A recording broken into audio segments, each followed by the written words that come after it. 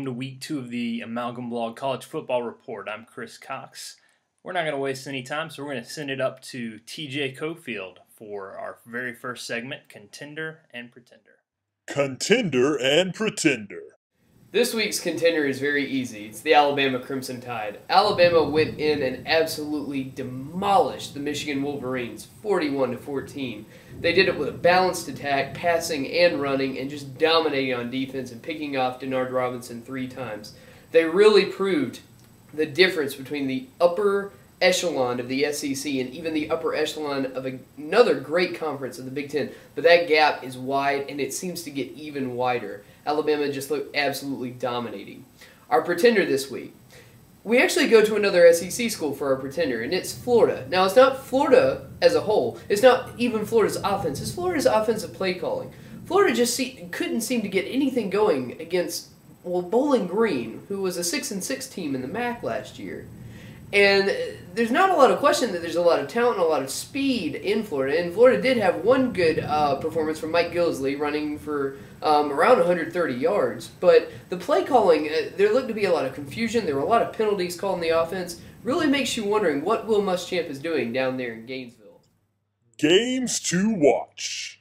Now, for this week's games to watch. Now, I have to be quite honest. Week 2 really offers a very unimpressive slate of games if you're looking for just heavyweight matchups. But I'll give you 2 of particular interest, especially if you're a fan of the Southeastern Conference. We're talking about the debuts of both Missouri and Texas A&M to the SEC play. Texas A&M will take on Florida at College Station in Texas, and Missouri will take on the Georgia Bulldogs in Columbia, Missouri. Now, both of these games have trap games written all over them, and certainly Missouri has enough firepower on offense to take on Georgia, and Texas A&M has enough to take on Florida, especially if Florida can't get anything going on the offensive side of the ball. I just believe Florida is going to have just a little bit too much on the defensive side of the ball to lose to Texas A&M, even in a hostile environment like College Station. However, with suspensions on Georgia's side and the excitement that's going to be in the air in Columbia, Missouri, I'm going to go ahead and call the upset and say Missouri wins over Georgia in a very close matchup to get a great start to their SEC era. Ask TJ. So TJ, I was just wondering, now that you live in Kentucky, how about you talk about some Kentucky teams? Thanks for the question, Zach. And as he just mentioned, it's true. I have now been living in the great town of Paducah, Kentucky for about 3 months now. And Zach is asking what I think about the football scene in Kentucky. Well, there's one thing you really need to know, and I think most citizens of the Commonwealth will agree with me about this. Kentucky is a basketball state.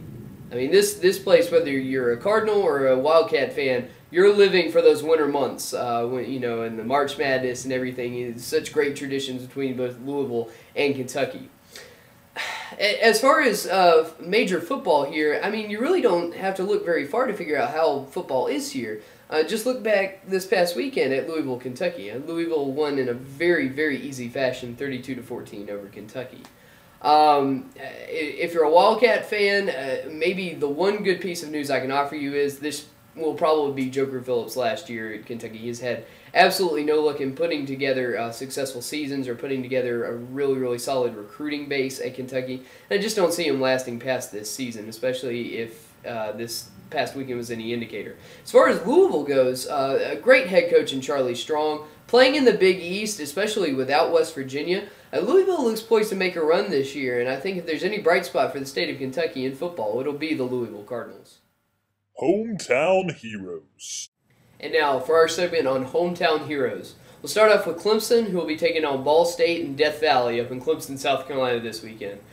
I'm just going to save you some time on this one. Clemson showed that they have enough on offense, both running and passing, and now possibly enough on defense. Way too much for a team like Ball State to handle. Clemson will win this one easily, so there's not a lot of time to spend on this one.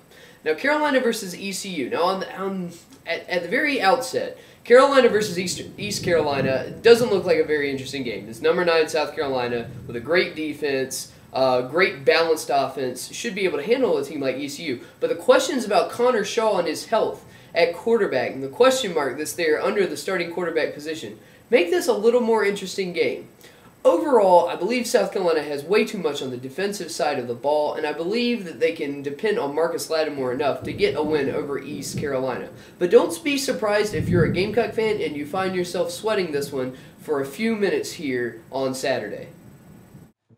This week, Furman has their home opener at Paladin Stadium in Greenville against the Chanticleers of Coastal Carolina University. The Paladins are coming off of a disappointing 24-21 loss to Samford last week, in which the Bulldogs kicked a field goal with 42 seconds remaining in the game to take the victory.